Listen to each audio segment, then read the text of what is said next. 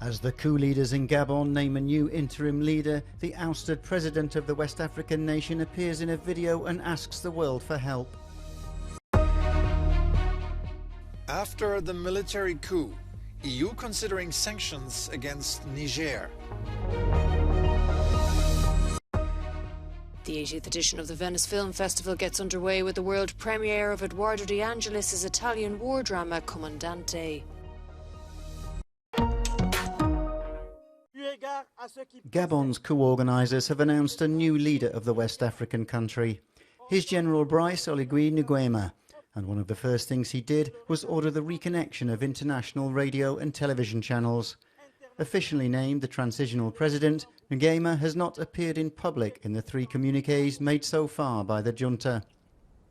But one person who has appeared is the deposed President Ali Bongo, who's under house arrest and has been accused of high treason against state institutions. In a video released by an anonymous source, the president asks his friends around the world to speak out against the coup plotters. Meanwhile, in the streets, there are signs of euphoria, but not in the way that Ali Bongo would appreciate. Thousands of people are demonstrating their support for the coup that's put an end to his family's ruling dynasty, at least for now. They've been in power since 1967.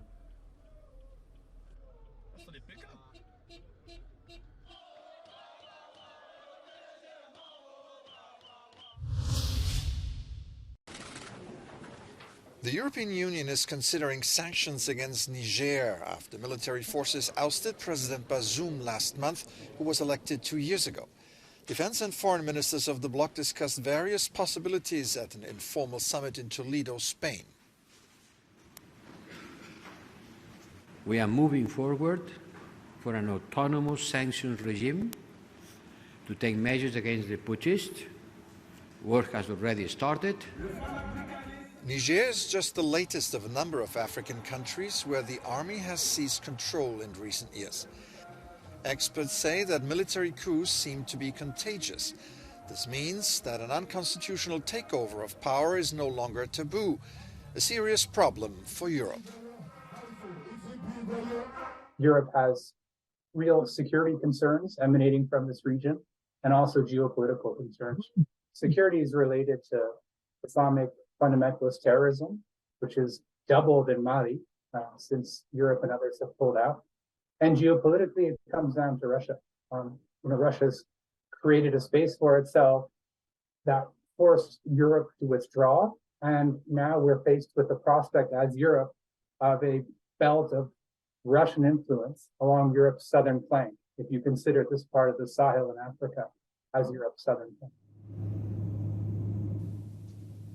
Niger was the EU's second largest raw uranium supplier after Kazakhstan last year. But despite the recent crisis, an immediate threat to EU supplies doesn't look likely for the moment.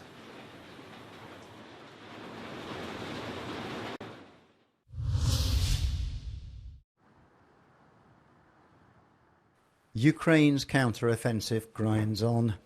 The military says their forces are making gains southeast of the recently liberated village of Tomatina in the Zaporizhia region. But tension stalks the Ukrainian forces in their haste, like these drone operators, as they fear being struck themselves by Russian drones. They're constantly on the move, trying to keep one step ahead of the overhead danger. The same sense of haste is in the air in the few localities on the southern front that Ukrainian troops have liberated from Russian occupation in the Donetsk region. The roads are littered with traces of the fighting, and ruined houses line both sides of the highway. The soldiers know that autumn is just around the corner, and with it, the rains and mud that slow down any attempted tank advance. Residents on the front line continue to flee the fighting. Some don't want to go, and in the Zaporizhia region, dozens of families with children have been forcibly evacuated to safer areas. As Ukraine tries to break through to the south, the Russian army is trying to break through Ukrainian defences in the north. The tension in Kupiansk is palpable. Last summer, Ukraine's forces recaptured the city. Now, Russia is attacking it once more. The army and volunteers are helping people move away from the danger.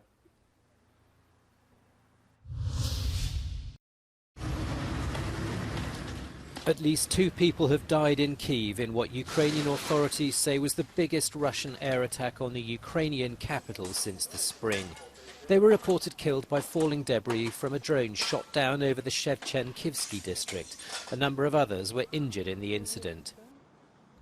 It's not clear how many missiles targeted the city, but regional military commanders said air defences downed more than 20.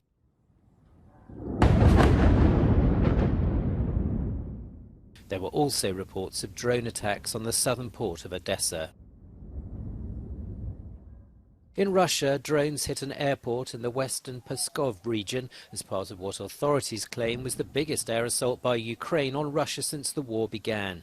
Drones were also reportedly shot down over 5 other areas across the country, including the Moscow region. There were no reports of casualties.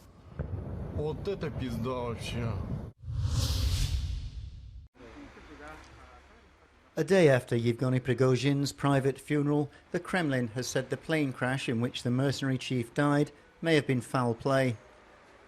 A trickle of mourners continue to lay wreaths at his graveside in St. Petersburg as the investigation into the crash, which killed 10 people, including other Wagner leaders, gathered pace. Among the theories being put forward, a criminal act.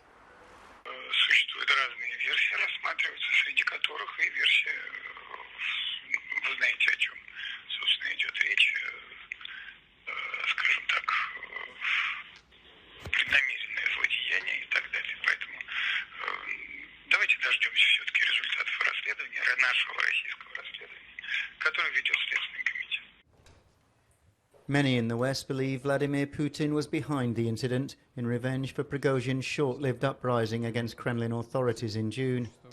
Putin's aides have dismissed the suggestion.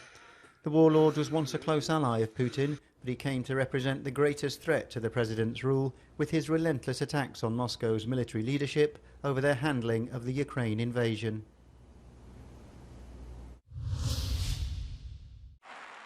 Hurricane Adalia has struck its first blow in Florida, making landfall on Wednesday near Keaton Beach on the west coast of the state.